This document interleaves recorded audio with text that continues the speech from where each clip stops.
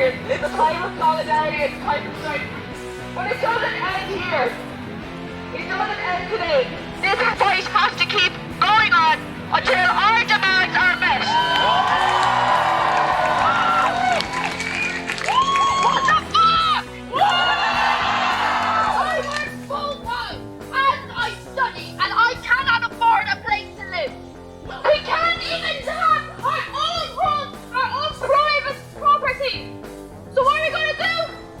Fuck everyone!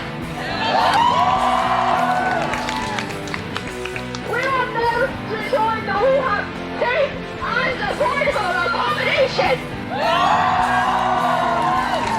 What a sorry state of affairs it is that there are students living in houses exposed with leaks, with smoking appliances. You're paying 700 to 800 a month. You're in a 6 or 7 house being shared one kitchen, one bathroom. It's absolutely ludicrous. In an economy driven by greed, you are not people. We are not people. There is no human who should be left on the cold. There is no human, not one single one of you, who should be left without a home, without any ability to afford one, and without any hope for that changing anytime future.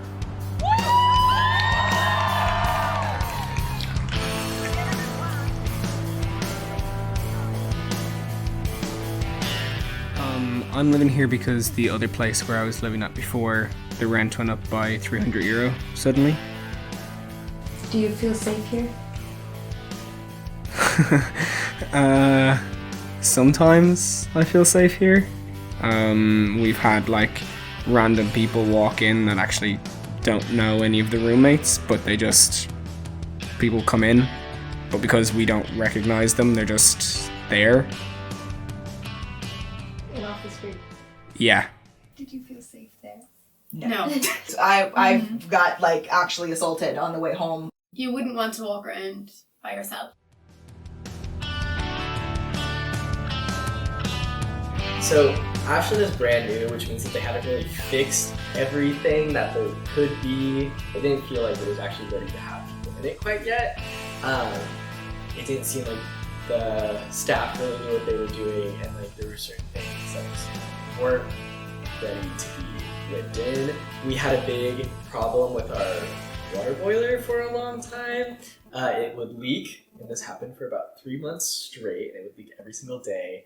And it would just be a huge puddle in our kitchen. When we would ask the employees here to fix it, they would come up and then tell us that we would like leave a window open when we didn't, or like it was just really putting like the blame on us living here, even though we knew exactly where it was coming from.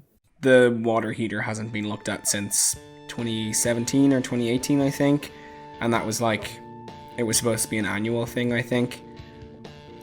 We got cats because there's a really bad rat problem. They kept breaking all of the pipes in the kitchen, eating our food, throwing glass on the floor. There is like a sewer hole outside, like right next to the house, and they can easily just get into the pipes. They ate up some of the pipes in the kitchen, but I fixed them, not the landlord. Oh, in terms of health and safety in this house, there is no ventilation to the upstairs bathroom, which causes bottles to explode from the impact of the steam and water from the shower. And also under the shower, there is a broken pipe that goes into electrical wires that then goes into one of my roommate's rooms and then the hallway. So that's not something I've seen before. I mean, like, it's the light in the hallway. We have a hallway towel and like mandated bowl that sits in there because it every single time it rains, even like a little bit, it gushes out through the ceiling light. The ceiling light. So we're not able to turn that on just in case we get electrocuted and die. And we get mold, but not. It really isn't like. I guess I'm just biased because it was so bad in our old place, but like it's like we can wash it off, like. It's more mold than should be there, but it's significantly less than we are used to. We don't have like a lease or anything, so mostly we're scared if we ever like complain about anything that he'll just be like, "Go get out." So we don't really have anything protecting us from that happening. I think it gets fixed by us. Mm-hmm. There is no contract, and also we don't qualify for the renters relief because apparently the city doesn't know anyone rents this house. We've been here since June of 2022. Before that, we lived in an apartment in St. Luke's for 8 months. I was there 8 months, yeah. And the entire place was almost the size of this room itself. The kitchen was the size of this table. Tiny, tiny, tiny little shoebox. It kind of feels like a prison. It's not great.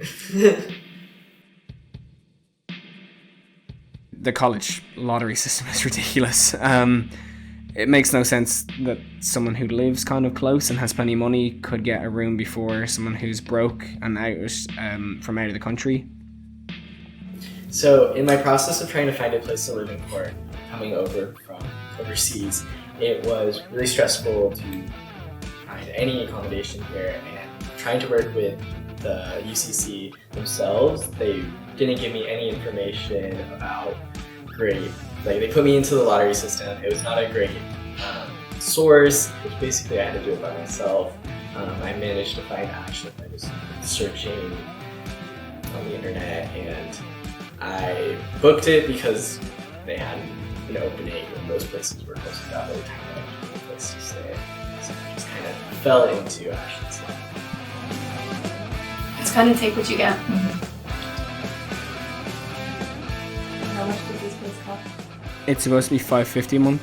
However, I am splitting the rent with my roommate, who I share a room with, so it's $275. This place is €1,100 per month.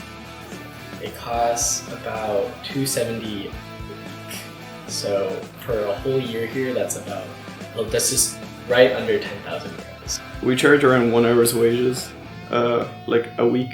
So that's around like €40 a month if you're on minimum wage. The Barracks is a political project that was started by the Cork branch of the Colony Youth Movement, and it is a way of politicising the housing crisis and showing an alternative way of protesting.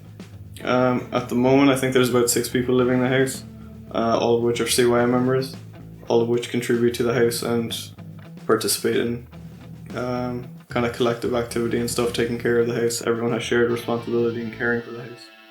We pool together small amounts of money every week to pay for expenses like cleaning products, gas for the hob and stuff. Obviously there's no electricity in the house, so a lot of things are gas powered or battery powered, and that's what the kind of kitty is used for, is to collect money for those kind of daily expenses.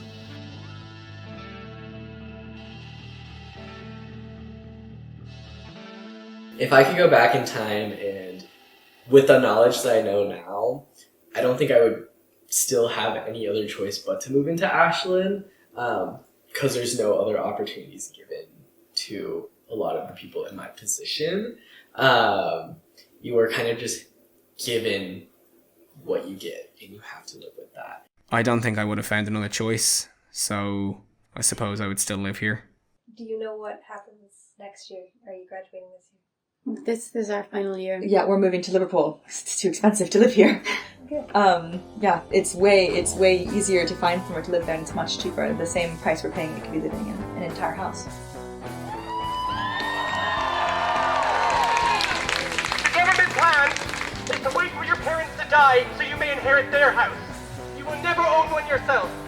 That is no way to live. If you have a clean bone in your body, do not prop up these monsters.